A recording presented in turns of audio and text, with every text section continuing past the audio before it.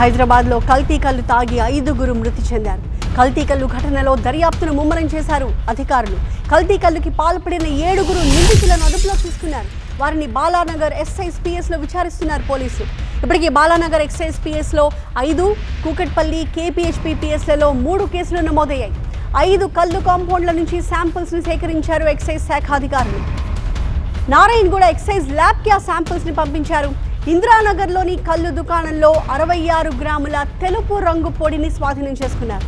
కల్లులో నెఫ్రోటాక్సిక్స్ కలపడం వల్లనే చనిపోయి ఉంటారు అని అనుమానిస్తూ ఉన్నారు. మా ప్రతినిధి ఏలేందర్ మరింత సమాచారంతో మనకి లైవ్లో అందుబాటులో ఉన్నారు. ఏలేందర్, ఇప్పుడు అధికారులు మరింత అప్రమత్తమైనట్టుగా అర్థమవుతోంది. ఎందుకంటే నిన్న ఏ కల్లు కాంపౌండ్ల నుంచి తాగారో అక్కడే కాకుండా ఇతర ప్రాంతాల నుంచి కూడా వాళ్ళు కొన్ని వివరాలు సేకరిస్తూ ఉన్నారు. వాళ్ళపై కూడా యాక్షన్ తీసుకుంటూ ఉన్నారు. తాజాగా అసలు ఆ కల్లులో ఏం కలిసింది అన్నది ఎప్పటికల్లా బయటకు వచ్చే అవకాశం ఉంది.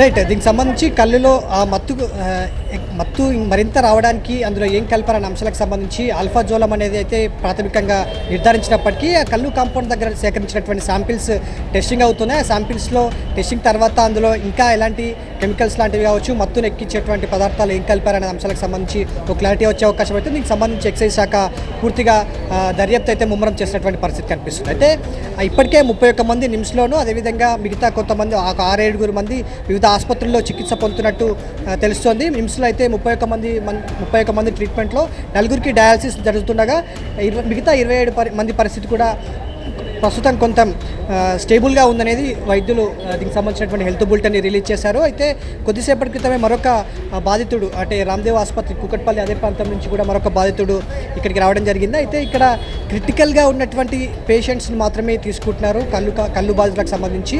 ఇప్పుడు ఇందాక వచ్చినటువంటి పేషెంట్కి సంబంధించి వైటల్స్ అన్నీ కూడా నార్మల్గా ఉన్నాయి. ఆయన మాట్లాడుతున్నారు, చూస్తున్నారు. కాబట్టి మరింత ట్రీట్మెంట్ కోసం అని చెప్పేసి గాంధీ ఆసుపత్రికి తరలించామనేది నిమ్స్ వైద్యులు చెప్తున్నటువంటి మాట. అయితే ఓవరాల్గా దాదాపుగా 40 మంది ట్రీట్మెంట్ వరకు ఉన్నారని తెలుస్తుంది.